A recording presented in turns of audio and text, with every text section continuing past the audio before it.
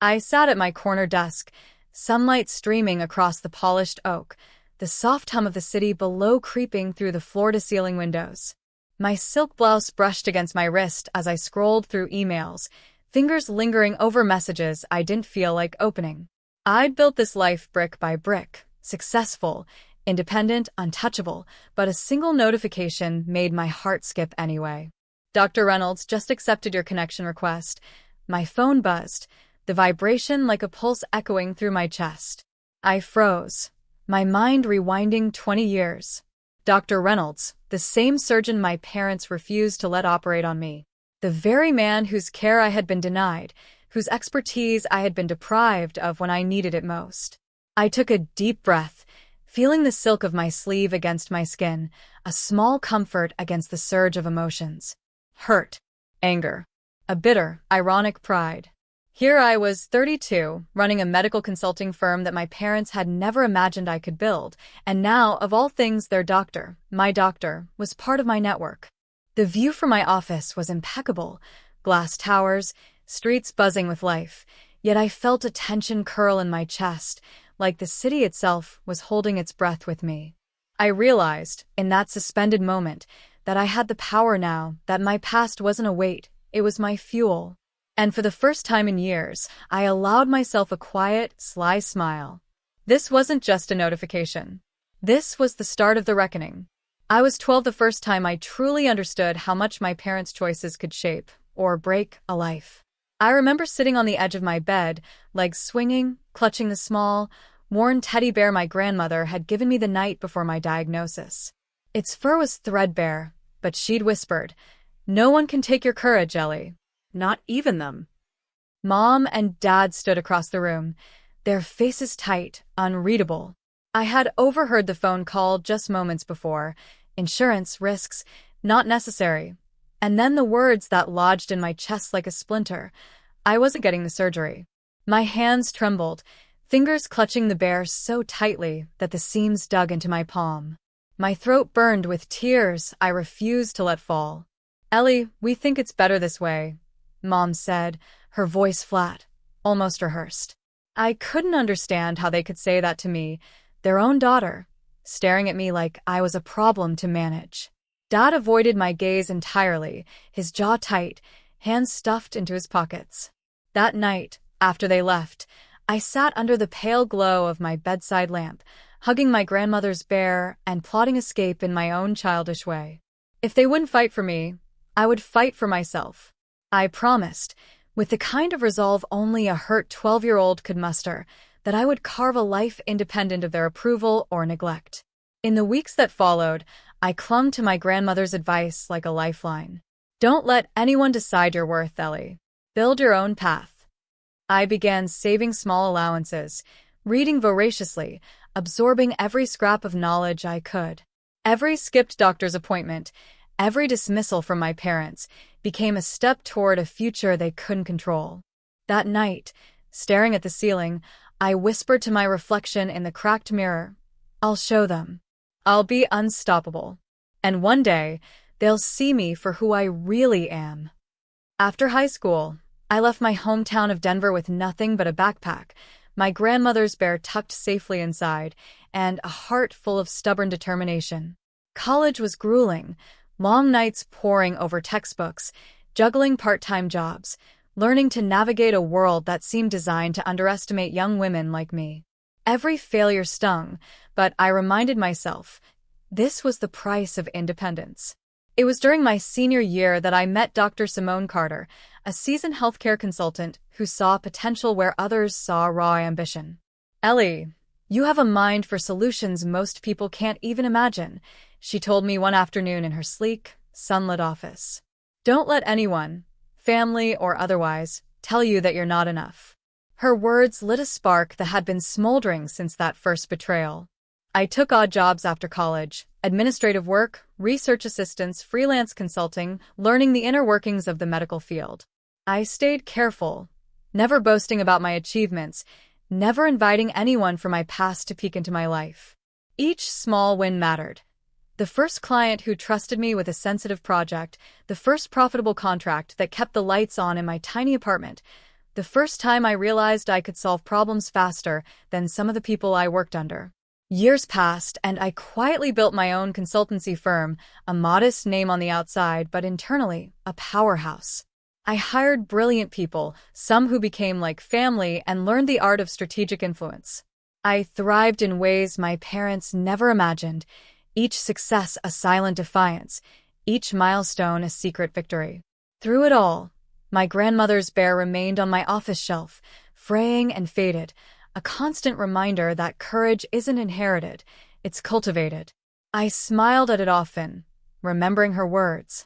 Every skipped surgery, every cold dismissal, had been transformed into fuel for a life I controlled completely, and I was only just beginning to savor the power that came with it. The invitation was deliberate.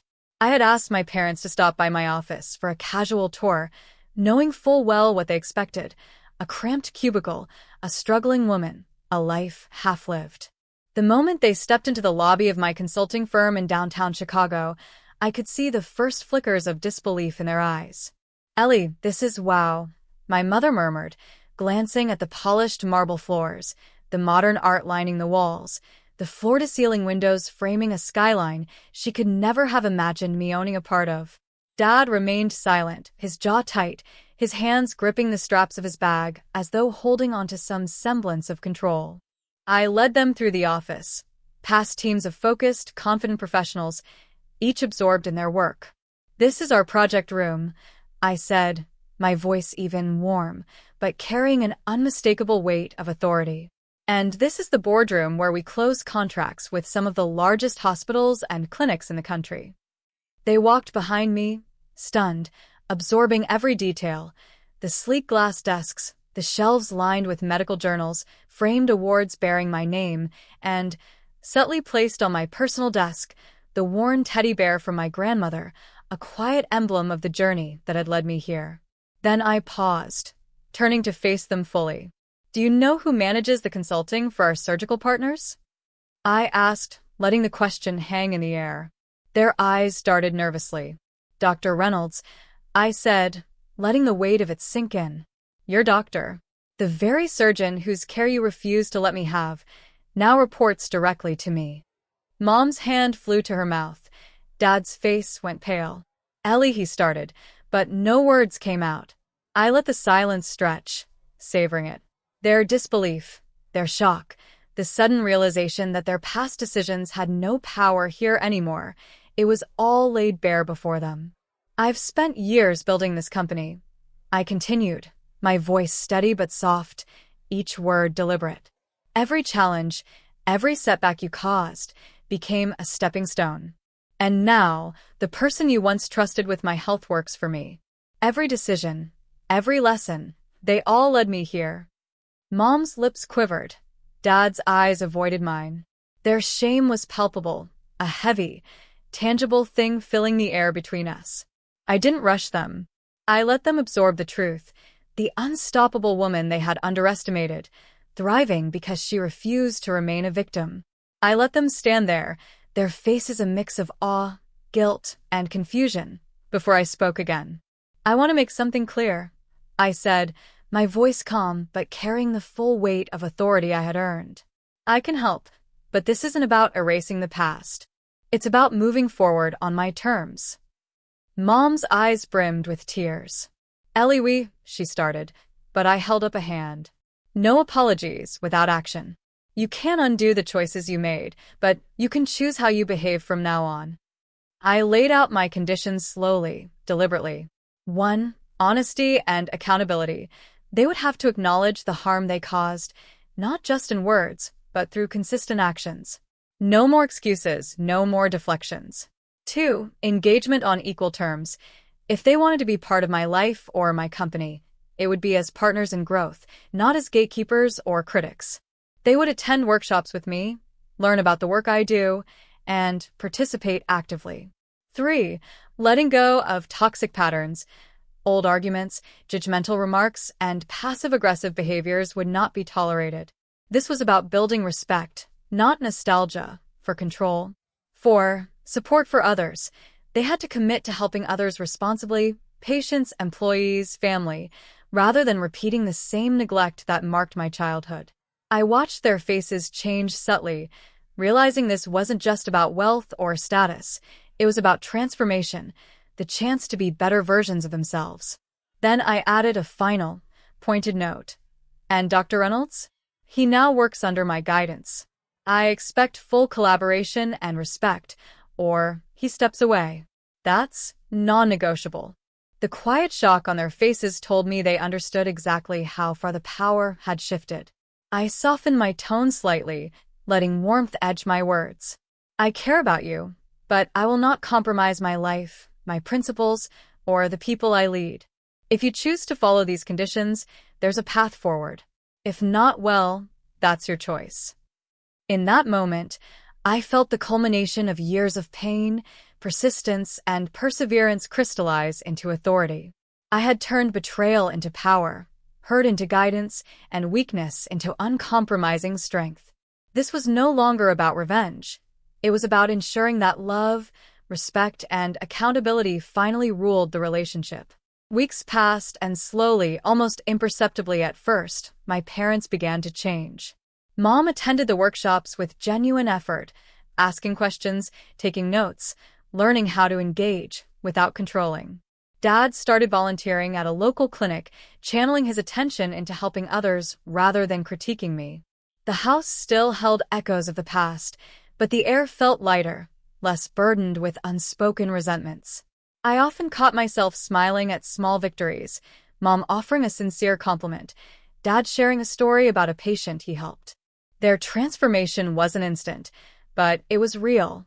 And I realized the power wasn't in punishment. It was in giving space for growth, in holding firm boundaries while showing that change was possible.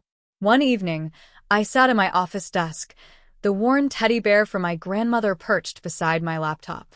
Its fur was frayed, its seams barely holding, but it remained a symbol of courage, resilience, and unwavering hope. I ran my fingers over its familiar softness, remembering her words.